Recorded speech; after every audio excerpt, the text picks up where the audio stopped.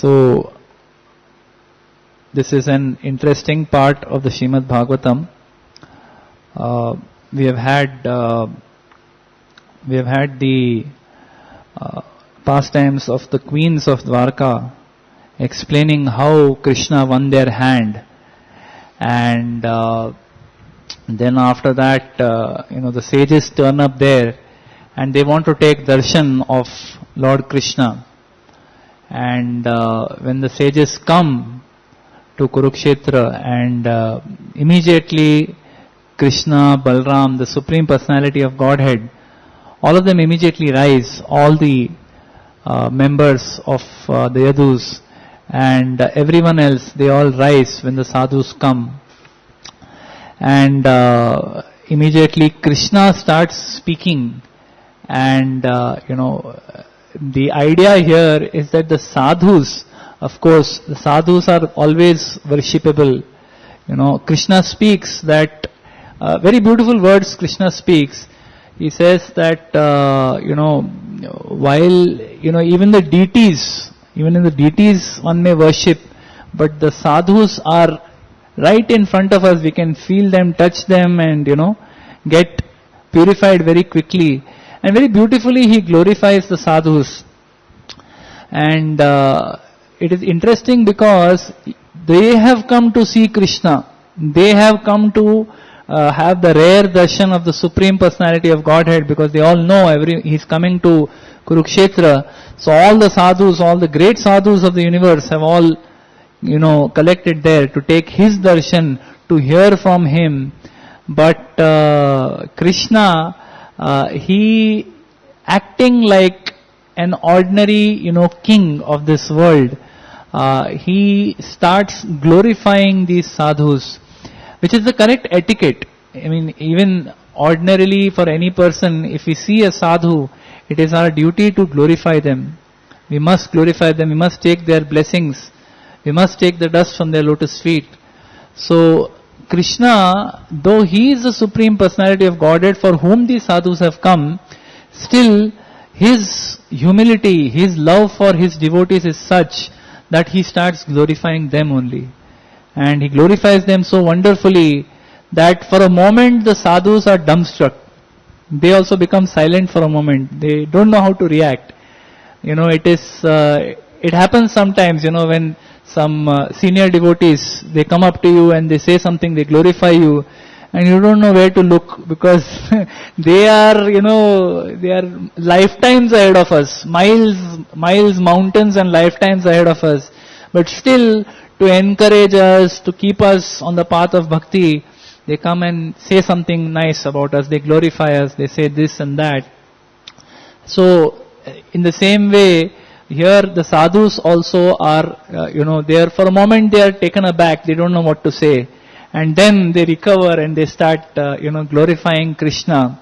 And in these verses actually, if you see, it's very nice. The previous verse also, the great sages said, your power of illusion has totally bewildered us, the most exalted knowers of the truth and leaders amongst the universal creators. Ah, how amazing is the behavior of the Supreme Lord. He covers himself with his human-like activities and pretends to be subject to superior control. Pretends. Over here also, in the previous verse also the word pretends comes, and in this verse also vidambanam, pretends. So, what is being said here? That the human-like pastimes of the Supreme Lord are a pretense. So it's very, it's important for us to understand what is the meaning of this pretense. So if you look at the dictionary meaning of the word pretense, it says trying to act in such a manner, making an attempt to do something, make something that is not actually the case, which is actually not true, to make it appear true. Something which is not true, to make it appear true.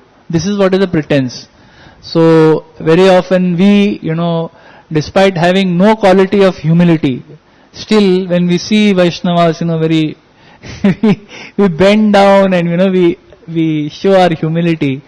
Despite having no qualities of purity, still, we do so many services to the Lord and to the Vaishnavas, which the Lord and the Vaishnava, they are so merciful that they accept also. They accept everything. because that is their nature. They are so merciful. But, this pretense of the Supreme Lord is very interesting to understand, because it has an effect on people at large. If you see the devotees, how they are affected by the Lord's pretense, if we may call it that, and how the non-devotees are affected, both are, important to understand. So the pastimes of the Lord, Supreme Personality of Godhead, Krishna especially, because he is known as Leela Purushottam, when he comes to this planet and he performs his pastimes are extraordinary. Because he is the Supreme Personality of Godhead with all powers, as it is explained in this verse, in this translation. He has the power to, create, maintain, unmanifest the world, and again do the same thing all over again, very effortlessly, and and he's not even involved in the whole thing, doesn't even get entangled. So, whatever Krishna does, it has two effects. First, it gives pleasure and inspiration to the Vaishnavas, to the devotees, and even the non-envious persons. It gives them great pleasure and inspiration. Whatever Krishna does, whether they can understand it or they can't understand it, whether it is an ordinary activity or an extraordinary activity, everything that the Supreme Lord does gives pleasure and inspiration to the devotees. And the same activities, if we see, whatever Krishna does, whether it is ordinary or extraordinary, when Krishna does something like this, the same activity actually bewilders and sustains the doubts of those who are envious. Those who are envious of Krishna, those who do not believe in Krishna, those who do not want to worship him, those who do not want to worship any god, for them, anything that Krishna does only increases their envy, and sustains their lack of conviction. So we'll try to study a few of these things. So we see Krishna's, Leelas, he sometimes acts in such a manner that for the uninitiated person, for the person who doesn't know who is Krishna, who just arbitrarily just reads one particular pastime, may think, oh, this is God? How is this possible? How can God be like this? So if you see, after the killing of Aghasur, when Krishna and all the Gopas with the calves were sitting in the forest of Vrindavan, and there they were having nice pastimes, exchanging prasad and talking, laughing in a beautiful environment. And when Lord Brahma, he was just glancing down after the killing of Aghasur, where a powerful demon had been killed, and he was seeing Krishna, eating from the hands of, the other Gopas, eating their uchishta and very intimately mixing with them. For a moment he got bewildered. He thought, how can this be God? I understand, but somewhere something is wrong. Let me just check it out. So he steals the calves, and then Krishna goes searching for the cows. When he comes back, all the Gopas also are gone. So for a moment, just for a fraction of a moment, Krishna, it is described, he also gets confused. Arey, where are they gone? Where are the Gopas gone? Where are my calves gone? For a moment he gets bewildered. And then immediately he again becomes the Supreme Personality of Godhead, all-knowing, who knows everything. Just for that fraction of a moment he gets bewildered. And this is also his Leela. It is also his pastime that he shows this very vulnerable character, which is endearing to the devotees. When devotees see that for a moment Krishna also gets slightly bewildered. Why Krishna gets bewildered? When does he get bewildered? He gets bewildered only when he is in Vrajras. In Vrajras, for a moment he gets bewildered, or for a long time also he gets bewildered. Once His Holiness Giriraj Maharaj had mentioned this in a lecture. He had said that why is it that Krishna, when he is in Vrindavan, he gets defeated by, Sridama and his friends in wrestling. They are able to cheat him. When they are playing games, they are able to cheat Krishna. There is this beautiful pastime where they tell Krishna, you close your eyes, we'll give you something nice to eat. And Krishna opens his mouth wide and they put a flower inside. And Krishna eats it, chews it, and after a few seconds he realizes, Hare, you cheated me, this is not anything to eat, this is a flower. So for a moment, Krishna also gets bewildered. Now how does this happen? How can the all-knowing, even he knows everything, past, present and future. So he is just putting on, it's a pretense, right? He's just pretending. So Giriraj Maharaj said that no, it is Yogamaya. This is Yogamaya's contribution. By the whole permission of Krishna, by his direction only, when he is amongst the Brajvasis, she makes him also forget that he is God. She covers him. With that curtain of Yogamaya comes over Krishna. And Krishna forgets his Aishwarya Bhav. He forgets that he is Supreme Personality of Godhead. And therefore he is able to engage with the Brajvasis in the most sweet loving pastimes. As though he is not God. He is just a very, very attractive, very, very beautiful person with all auspicious qualities, whom everyone is naturally attracted to. And he is also attracted to his wonderful devotees, and beautiful reciprocation of pastimes takes place. But the moment and Krishna just continues like this, and Yogamaya is watching the show from the background. And when some demon comes, the moment some demon comes, she comes and just taps Krishna on the shoulder. Krishna, just a moment, demon has come, And then at that moment, Krishna, the Yogamaya curtain goes, and then Krishna becomes like Dwarkadish. He becomes powerful and, he becomes full of Aishwarya. And then he goes and smashes, the demon, whoever is come, defeats the demon, kills the demon. And after that job is done, once more peace is restored, again Yogamaya comes. So you can imagine that Krishna would have killed Aghasur. When killing Aghasur, he became the powerful Krishna. All the Gopas had fallen unconscious inside the belly of Aghasur. So Krishna at that moment expanded, killed Aghasur, suffocated him, killed him. And then casually walked out, and when he walked out, he's back to Krishna again, loving Krishna, Gopal Krishna. And then again when Brahma comes and steals away the Gopas and the calves, at that moment Krishna again for a moment gets bewildered. But then immediately he understands and he says, okay, so this is Brahma's work. So why Krishna gets bewildered by this for a moment? It's because in one sense we can look at it, Krishna is not expecting such behavior from his devotees. Brahma is a pure devotee. He is one of the Sampradaya Acharyas. And as a pure devotee, we will not, Krishna also doesn't expect for a moment that he will come and interfere with my pastimes. He will come and steal away all my associates and my calves, my dear calves. He'll come and steal away just to test me. It's unexpected behavior. But that bewilderment of Krishna is sweet. And at the very next moment again, Krishna shows that he is the Supreme Lord. How? Within the second that they are gone and they're all gone, Krishna manifests himself. He creates, as it is explained in this verse. He creates. What does he create? He creates how many Gopas were there, all Gopas get replicated, cloned in one moment. All the calves get cloned in one moment. In today's scientific world, cloning requires something, you need some cell, something you need to start. So, Krishna doesn't need anything. He just clones all the Gopas and all the cows with their costumes, with their characteristics, with their specific idiosyncrasies that they may have, everything perfect.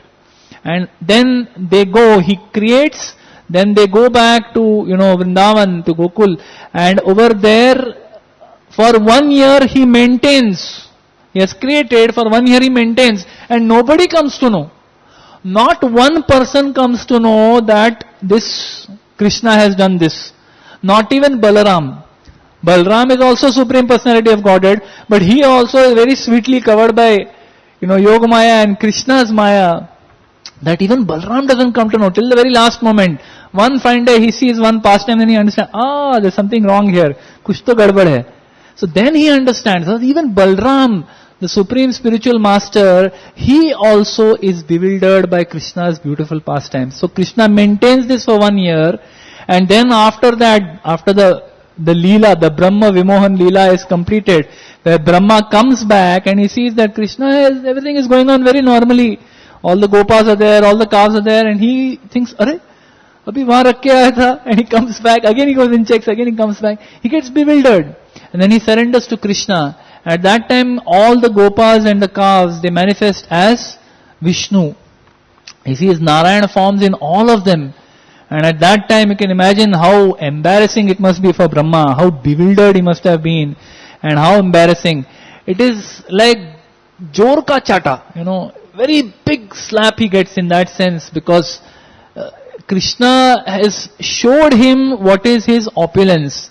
You can do anything, but for me to replicate what you have created doesn't take even one moment. And nobody will be the wiser. Nobody will even understand that you did this.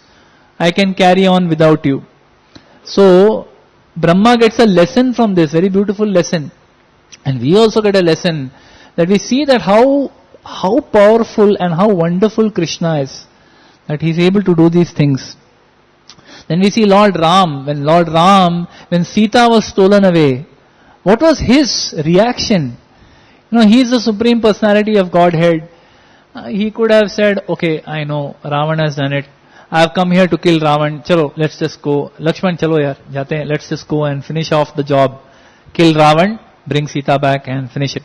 But no, because he is Lord Ram and he has such love for Mother Sita, his love manifests in torrents of tears. He is unable to control that emotion just flowing out from his heart. That feeling of separation. Because there is such great love, therefore that separation even for a moment cannot be tolerated, even by the Lord. Even though he is Atmaram, he is self-satisfied, still when his dear devotee is snatched away like this unceremoniously, he can't bear it. The pain is so much, he has forgotten that he is Lord Ram, Supreme Personality of Godhead, who is all-knowing. He doesn't know who has done it. And he asks everybody, have you seen Mother Sita? He asks the leaves, he asks the trees, he asks the animals, have you seen Sita? Do you know where she is? Where is my Sita? Where is my Sita? And he breaks down, simply unable to know what has happened to Sita. Why has she gone away? Where has she gone? What pain he feels. And in that pain, we can understand what is the nature of the Supreme Lord. That the Supreme Lord, he shows his love for his devotees. Krishna, Sri Ram, they do not hesitate to express their love for the Vaishnavas. They do not hesitate to show their love openly for their pure devotees. And he is willing to go to any extent. He collects this army of monkeys, Hanuman, Sugriv and all of them, and they attack Lanka. How they attack Lanka? Again, by creating a bridge. You can imagine what an effort it is to create a bridge across the sea. Here in Mumbai we have this sea link bridge. It took something like 12 years to make the sea link bridge. And it is hardly maybe 4 or 5 kilometers. I don't know what is the distance of Ram Setu. It must be probably 700-800 kilometers. So to create such a bridge, how much effort, how much enthusiasm is needed, So seeing the Lord's desire, seeing Lord Ram's desire to, bring back Mother Sita, even the monkeys and everyone was very enthused and everyone got the same desire. Like Ram was feeling separation from Mother Sita, all the monkeys were feeling like that. All the monkeys were feeling the pain that Ram was feeling, and they were equally enthusiastic. No, to please Lord Ram, we must all contribute to bring Mother Sita back. And that's how such a bridge was built. So the Lord is willing to go to any extent to bring back his devotee. Even if the devotee has gone wrong, we see in Lord Chaitanya's pastimes, Kala Krishna Das, when he gets bewildered, he's directly in the association of the Supreme Lord. Directly, and observing all the beautiful pastimes as Lord Chaitanya passes through South India, He's seeing, he's observing how Lord Chaitanya goes into some village, starts chanting, and everyone in the village becomes devotees. He embraces them, they start dancing in ecstasy. Then he moves to the next village. He's seeing all this. He's seeing the prabhav, he's seeing the effect of the Supreme Personality of Godhead, Sakshat, directly in front of his eyes. We are not so fortunate, We see sometimes transformation of devotees, but it's a very slow process. It takes time. It's rarely that we get to see someone just overnight becoming a pure devotee. What to speak of in a moment? Just by the touch of the Lord, someone starts dancing, in ecstasy, becomes a pure devotee. So he has seen, observed all this, and very intimate association, directly serving the Lord. The Lord's form he is serving directly. But still, he gets bewildered, and he gets, distracted and goes to the Bhattaharis. But when this happens, Lord Chaitanya doesn't say, Acha, useless fellow, I didn't want to come with anybody. I didn't want anybody. But then Nityanand Prabhu and all my associates insisted, therefore I took this Brahmana. Because he's supposed to be an innocent Brahmana boy. That's why I took him. And now you are just leaving me and going away. Okay, I'll also leave you and go away. No. The Lord doesn't think like that. When someone has served him sincerely, even if without a feeling of, genuine pure devotion, if we have served the Lord in some capacity sincerely, to the best of our ability, the Lord never forgets that service. The Lord never forgets the service of His pure devotees. So, Lord Chaitanya goes, destroys all the Bhattaharis, and then He brings back Kala Krishna Das. So in Chaitanya Mahaprabhu's pastimes, I believe this is the only instance where some violence is there, right? I can't remember any other instance. Is there anything else? This is the only instance, right? Where there is some violence. Lord Chaitanya is also shown anger to Jagai and Madai, but there Nityanand Prabhu is there, so he intervenes. But here there is nothing. So they are all, in one moment, they are all gone. All the Bhattaris are gone. And then Chaitanya Mahaprabhu catches Kala Krishna Das by Shikha and takes him out. Takes him back into his association and then keeps him with him. Not that he brings him and says, Chal abhi tu ja. But he keeps him, and he all the way back till Jagannath Puri, Kala Krishna Das is there with him. And then Kala Krishna Das plays such an important role actually. It's not that he completely leaves the association of devotee. While Chaitanya Mahaprabhu externally rejects him. But still, Kala Krishna Das, because he has been with the association of Chaitanya Mahaprabhu, the devotees don't leave him. The devotees tell him, he explains whatever has happened in the entire South India yatra of Chaitanya Mahaprabhu. It is Kala Krishna Das who explains what has happened. We can imagine the beautiful samvad of Ramanand Rai and Chaitanya Mahaprabhu. There is another instance where the Lord shows his helplessness. Oh, I don't know. You explain to me, what is the true purpose of life? What is the true purport of religion? You please explain to me. And Ramanand Rai, then with a smile on his face, he starts explaining. And every time Chaitanya Mahaprabhu says, this is nice, but tell me more, aar kaho, tell me more. So, at one point he says, he comes practically to the limit of what he believes should be spoken. And Chaitanya Mahaprabhu says, this is wonderful, tell me more. And then Ramanand Rai smiles and says, my Lord, you are like the player of the instrument and I am the instrument. So, whatever sound comes from the instrument is, because of you. It's your mercy that I am speaking, so I will speak.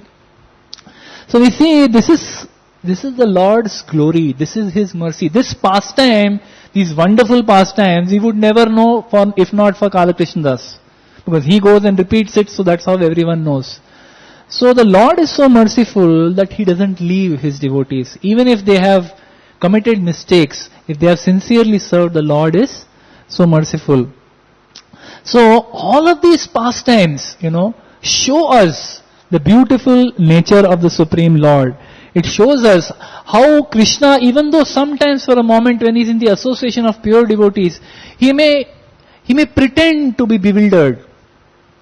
But he is actually bewildered for a moment. Out of his, his daya, his compassion, sometimes he gets bewildered. When he is with Haridas Thakur, he asks, what about the plants and trees? What about the lower living entities? Those who are lower than humans. What about them? How will they be delivered?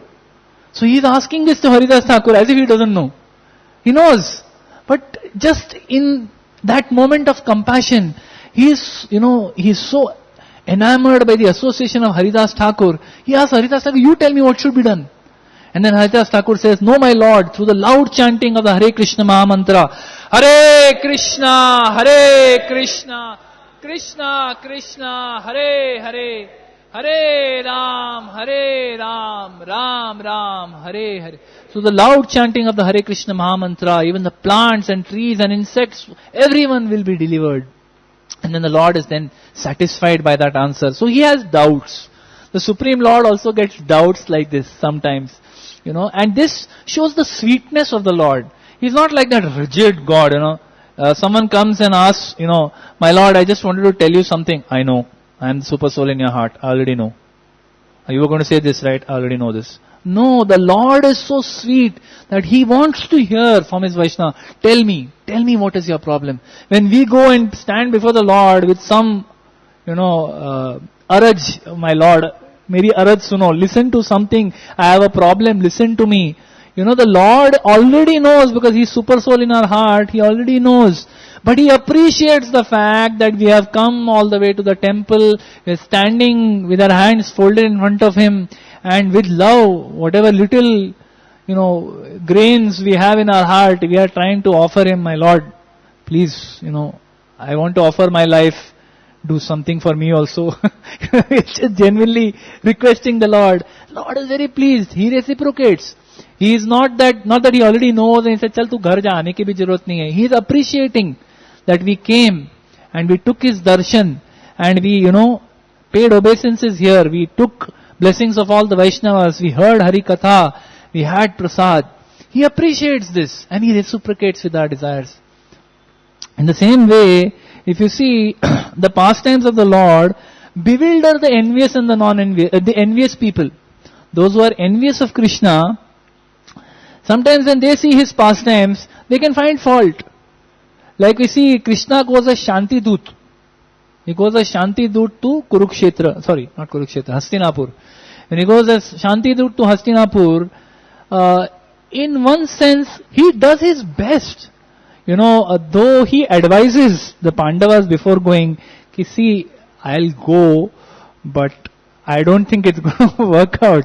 Because He knows the nature of Duryodhana, not that He knows the future. More than knowing the future, He knows the nature of Duryodhana. He knows that this person is not going to listen. No matter what, a man convinced against his will is of the same opinion still. He's not going to change his opinion. He's not going to change what he thinks about you all. His envy for you all is too much. He's not going to do anything.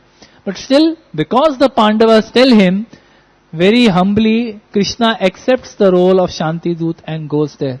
And he tries very hard, but he doesn't succeed. Now, for a person who is envious of the Lord, may say, what kind of God he is? He can't even convince one person. Look at me, I am such a great debater. I can convince hundreds of people. Samne khada karo kisi ko. I can debate and defeat them. I can defeat you also. I can prove to you God doesn't exist. So there are some people who have that pride in a heart, who are so brilliant they are brilliant. They are blessed by Mother Saraswati. So they are able to speak with that kind of brilliance. So such a person may say, what God? He's not even able to convince. So Krishna sometimes shows His helplessness like that. Why? To encourage the demons. Even the demons need some encouragement. If they just see the all-powerful form of Krishna every time, then they will also get discouraged. No, they will not be able to do they will not be able to fulfill their desire. What is the desire of the demon? Desire of the demon is to independently enjoy, and not just independently enjoy, be the controller of everything. But if you see someone who is all powerful, मेरा इसके सामने कोई chance ही नहीं है. If you keep seeing that keeps getting reinforced, then his ability to enjoy goes away. It is like a forced surrender, which Krishna doesn't want. So therefore Krishna, he just, sometimes he tosses the ball in that direction. Le beta, maar isko. And the demons feel very encouraged. And Krishna shows His helplessness. Like when Draupadi was being disrobed, Krishna appeared. He didn't come Himself, but He appeared as an unlimited sari, and He saved the honor of Draupadi.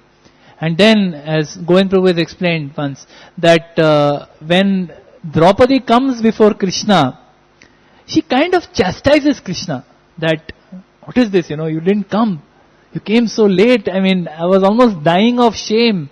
And then you come.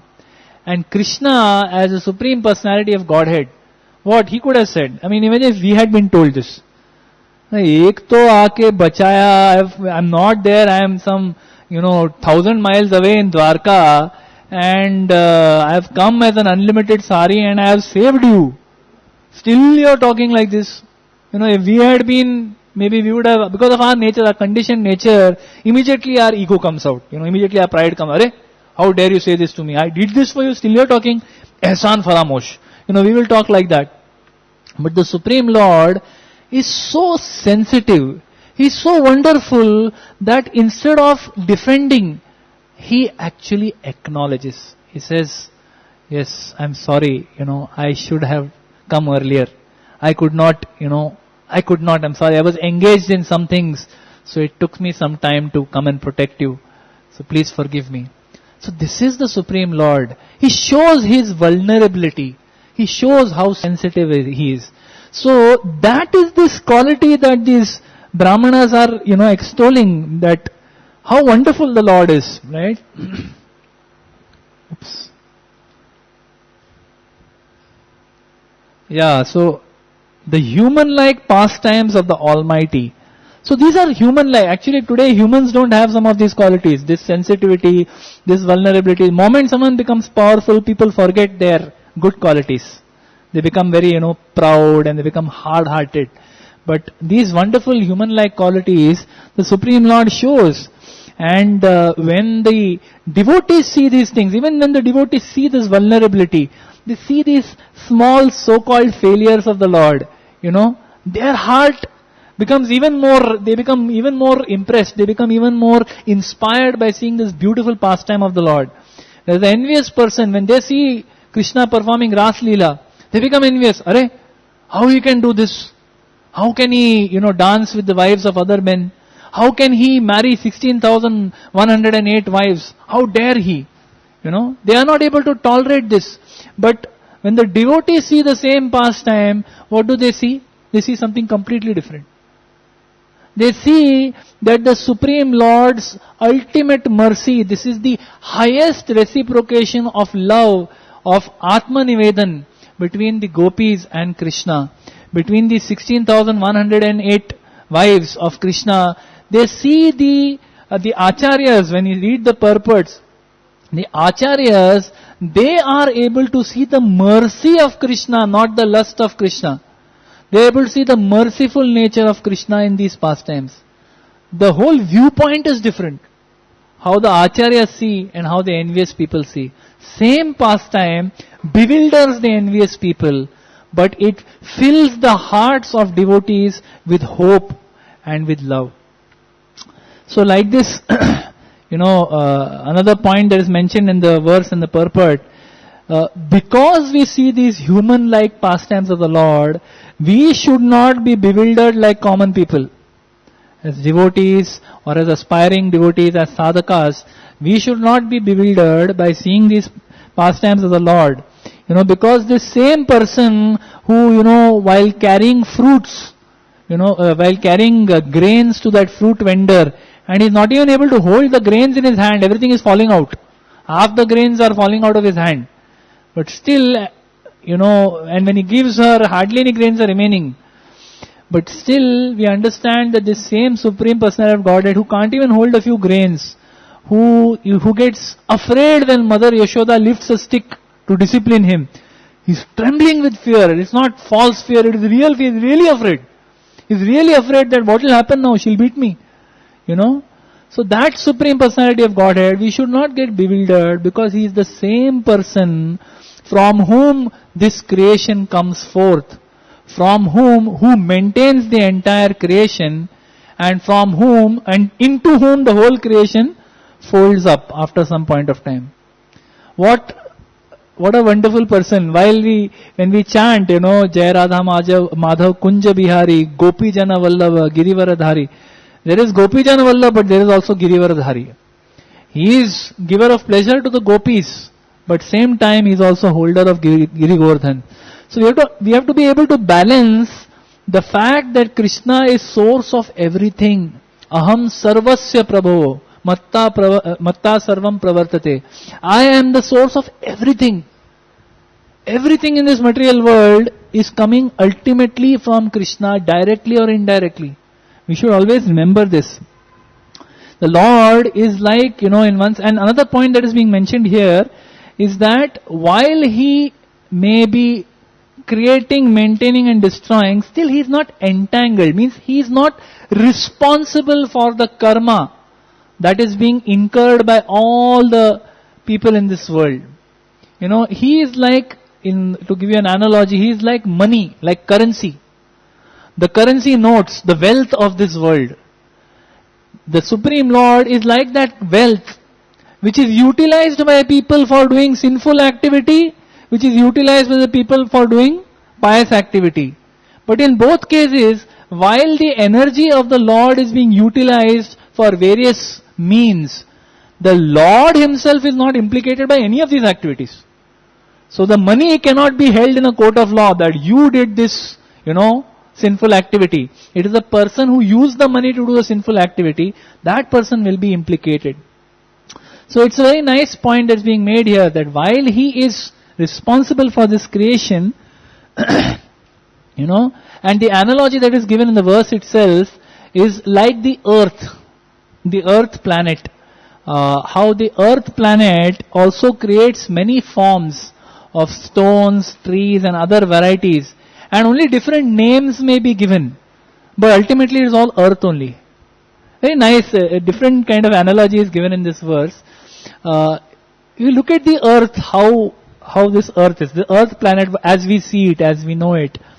It's wonderful. There are so many different kinds of landscapes. There are so many different, over the years, over billions of years, the earth planet, at least the geologists say like this. Of course, in the Vedic scriptures, we always say that it is Saptodvipa. There were always 7 continents, right? But from the geologist's point of view, they say that first there was one land mass, which then split up into 3. Then the 3 became 7, and over billions of years, these continents kind of evolved and emerged, which is all right.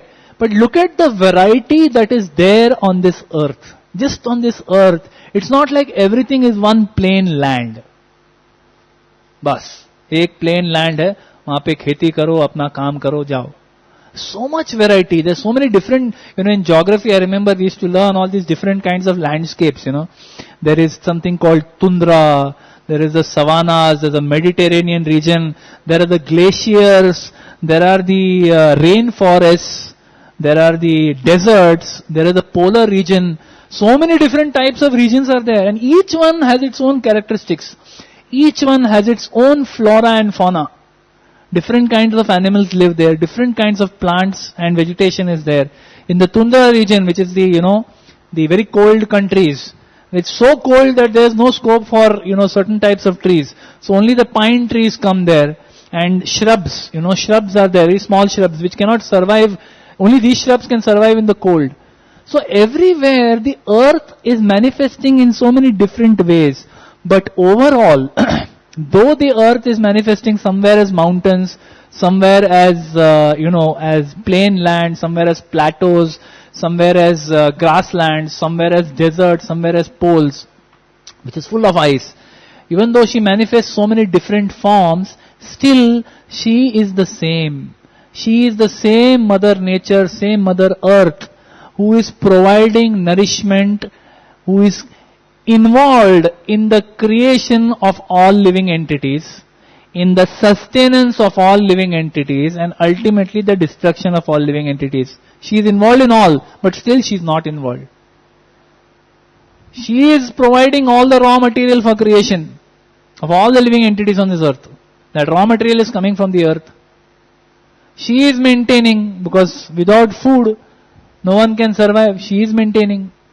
And at one point, she only destroys. If she doesn't destroy, material nature doesn't destroy you, then your own karmas destroy you, die. After you die, again, earth to earth, as the Christians say. Earth to earth. The earth comes back to the earth. Your body is made up of earth, water, fire, air, ether. This earth comes back into the earth again, in different forms. Sometimes it is buried and it decomposes. Sometimes it is burnt into ashes. and in different ways, but back to the earth. So creation, maintenance and destruction, Mother Earth is involved, but at the same time, she is not entangled, because it is not her karma. She is just providing the kshetra for the humans to do their karma, but she is not involved in that. In the same way, we understand over here, the Supreme Personality of Godhead, it is mentioned that He expands Himself as many without diminishing His completeness. Om Purnamidam. No one can understand the mystic process of the Lord's expansion. So, it's said in the purport, it's incomprehensible. So we cannot understand how the Lord expands into so many trillions and quadrillions of living entities, and how He has a loving relationship with every one of them. It's impossible for us to even comprehend. We can't. But we have to understand that though Krishna is the source of everything in creation, He still acts like an ordinary person. When He comes here, Janma karma cha me divyam. His pastimes are transcendental. He acts like an ordinary person from time to time to increase the sweetness of love in the hearts of His devotees, and to set an example for all humanity. Yad yad acharati shreshtas. So He comes and sets an example of what is it that we must do. But if we should not, because of the sweetness of the Lord, because He is so easily accessible, by the mercy of Shishi Gaur Nitai, because of the mercy of Srila Prabhupada, Krishna is somehow very accessible to us. For ISKCON, people in ISKCON, Krishna is very accessible. We may take it cheaply. Oh, He's available to us. After a few years we can go and worship His form directly. Very accessible. It's not so easily accessible to other people. For us, Krishna is available in so many forms so easily.